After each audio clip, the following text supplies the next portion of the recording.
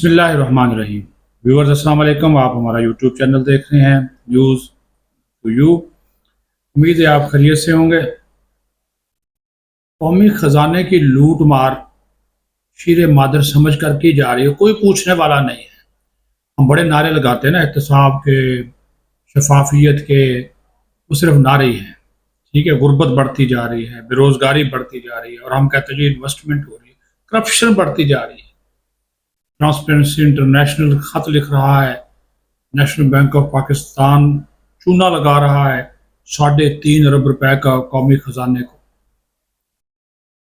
फिर जनाब एक ख्वाजा पाकिस्तान की बड़ी कामयाबी, हाफिज गुल बहादुर जो ग्रुप है उसका सफाया हो गया। और फिर जनाब ये जो सोशल मीडिया पे झूठ, फेक न्यूज़, जालसाजी, मनगढ़ंत खबरें, AI का इस्तेमाल करके तस्वीरों को कॉपी पेस्ट करना, उसके ऊपर वो काफ़ी ये जो तहरीक इंसाफ की रहनुमा हैं शानदाना गुलजार रुपोश हैं, लेकिन उनके ख़िलाफ़ वो जो नई एजेंसी बनी है FIA की जगह पे, national cyber crime intelligence investigation agency, उसने मुकदमा जो है वो दर्ज कर लिया है।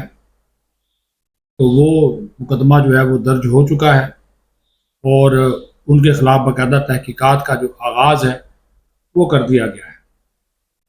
तो जनाब सबसे पहले मैं आपको जो बड़ी खबर है वो उससे आगाह कर देता हूँ, और वो है कि जनाब हमारे जो काबिल एतमाद इंटेलिजेंस ज़राए हैं वो इस बात की तस्दीक कर रहे हैं कि दहशतगर्द ग्रुप हाफिज गुल बहादुर उसका सफाया हो चुका है।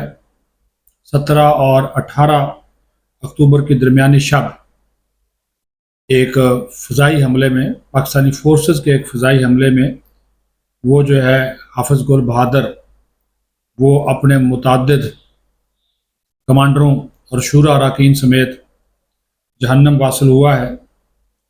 और इन्होंने उसको छुपाने के लिए, उसके ग्रुप ने उसकी हलाकत छुपाने के लिए रात के अंधेरे में ही, उसी रात उसको खुफिया तौर पर दफन भी किया है और उसकी शूरा के कई अरकान भी जो हैं वो इसमें मारे गए हैं। ये जो हाफिज गुल बहादुर ग्रुप है ये अफ़गानिस्तान में बैठकर ऑपरेट करता था, पाकिस्तान की सिक्योरिटी फोर्सेस पर हमलों में मुलव्वस था, मासूम शहरियों की जानें लेने में मुलव्वस था, अगवा बराए तावान और दीगर संगीन जराइम में मुलव्वस था और अफ़गानिस्तान की सरजमीन पाकिस्तान के ख़िलाफ़ इस्तेमाल कर रहा था। लेकिन जो काबिल एतमाद इंटेलिजेंस ज़राए हैं वो इस बात की तस्दीक कर रहे हैं कि हाफिज गुल बहादुर ग्रुप इस दुनिया में अब नहीं रहा। खुद हाफिज गुल बहादुर नहीं रहा, उसका ग्रुप भी नहीं रहा, क्योंकि उसके तमाम सीनियर कमांडर इस स्ट्राइक पे मारे जा चुके हैं और अब उसको छुपाया जा रहा है। तो ये बिलाशुबा फ़ौज पाकिस्तान की, हमारे इंटेलिजेंस इदारों की, हमारी सिक्योरिटी फोर्सेस की एक बड़ी कामयाबी है जो कि हासिल हुई है। और इस बड़ी कामयाबी का जो नतीजा है वो ये सामने आया है कि अब ये एक बड़ा जो ग्रुप था वो अब ठिकाने लग चुका है। गुज़श्ता दिनों तारक खिची ग्रुप का जो सरगना था, तारक खिची उसका नाम था, उसको जो था वो जहन्नम वासिल किया गया था। और अब इसकी जो हलाकत होना ये भी हमारे सिक्योरिटी फोर्सेस और हमारे इदारों की एक बहुत बड़ी कामयाबी है। और ये पाकिस्तान में अमन और अमान के क़याम के लिए, दहशत गर्दी, फितनल हिंद और फितनल खारज के ख़ात्मे के लिए ये जो कार्रवाइयाँ हैं ये बहुत ही अहमियत की जो है वो हामिल हैं। अब दूसरा आपको एक और बात जो है वो बता दें कि जनाब PTI की रहनुमा हैं शानदाना गुलजार, मुसलसल रियासत पाकिस्तान, फ़ौज पाकिस्तान बल्कि पाकिस्तान के ख़िलाफ़ सोशल मीडिया पे जाली, मनगढ़ंत, AI पर मबनी फेक न्यूज़ भी फैला रही थी, पोस्ट कर रही थी, पोस्टें कर रही थी। और उसके ख़िलाफ़ national cyber crimes investigation agency ने बाकायदा तौर पर मुकदमा जो है वो दर्ज कर लिया है और उसके ख़िलाफ़ तहकीकात भी जो है वो शुरू कर दी गई हैं।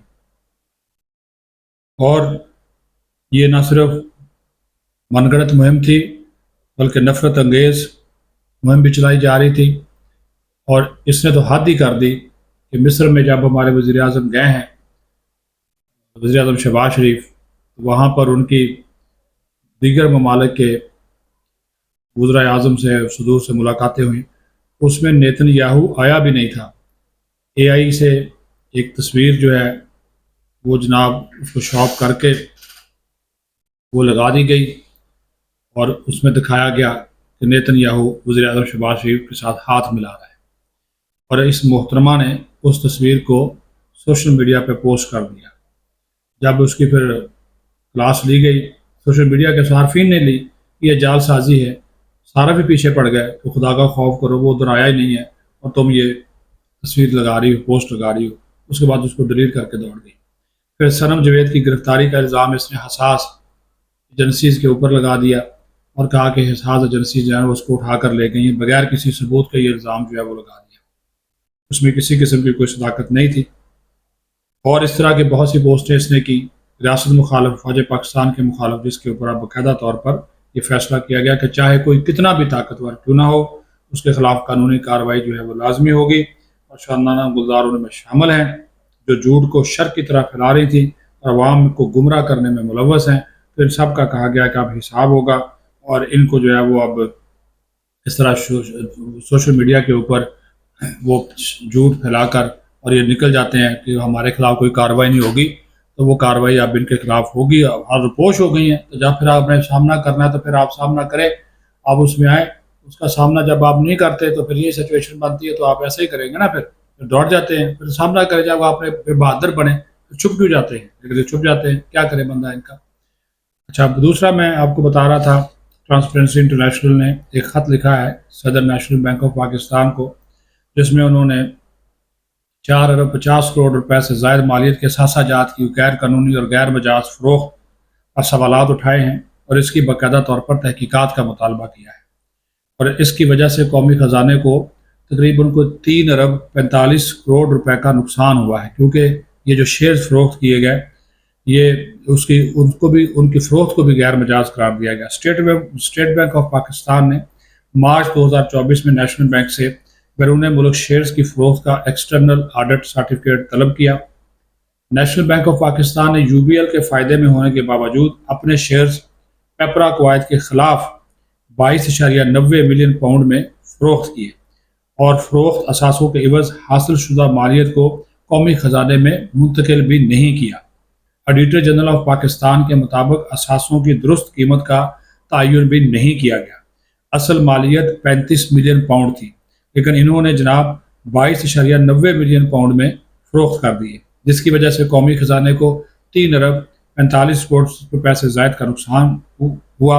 اسٹیٹ بینک آف پاکستان کا واضح حکم تھا کہ حاصل شدہ رقم پاکستان منتقل ہوگی، لیکن وہ نہیں کی گئی، اور یہ بھی ایک طرح کا جو ریگولیٹری فریم ورک ہے اس کی خلاف ورزی تھی، جس پر جو ہے اب یہ خط لکھ دیا گیا ہے، اور صدر نیشنل بینک کو یہ کہا گیا ہے، مطالبہ کیا گیا، ٹرانسپیرنسی انٹرنیشنل ایک بڑا ادارہ ہے، اسے کہا گیا ہے کہ وہ اس کی انویسٹیگیشن کرے، اور جو اس میں ملوث عناصر ان کی نشاندہی کی جائے کہ کیوں ریگولیٹری فریم ورک کی خلاف ورزی کی گئی، پیپرا قواعد کی خلاف ورزی کی گئی، اور قومی خزانے کو 3.45 ارب روپے سے زائد کا نقصان جو ہے پہنچایا گیا۔ مال مفت دل برہم، اب جس ادارے کو کھولیں اس کا حساب کتاب کھولیں، اس میں آپ کو یہی 2 نمبری، یہی جعل سازی نظر آئے گی۔ پھر غربت کیوں نہ بڑھے، کرپشن کیوں نہ بڑھے، بے روزگاری کیوں نہ بڑھے، یہ جناب آوے کا آوا ہی بگڑا ہوا ہے۔ آپریشن کلین اپ کی ضرورت ہے یہ کرپشن کے خاتمے کے لیے، ادروائز تو جناب آپ آڈٹ رپورٹیں اٹھا کے دیکھ لیں، اتنی موٹی موٹی لمبی چوڑی آڈٹ رپورٹیں ہیں، اور ہر ادارہ جو ہے یہ ادارہ جاتی جو کرپشن ہے وہ بھی بڑھ رہی ہے۔ اپنا خیال رکھیں۔ پاکستان زندہ باد۔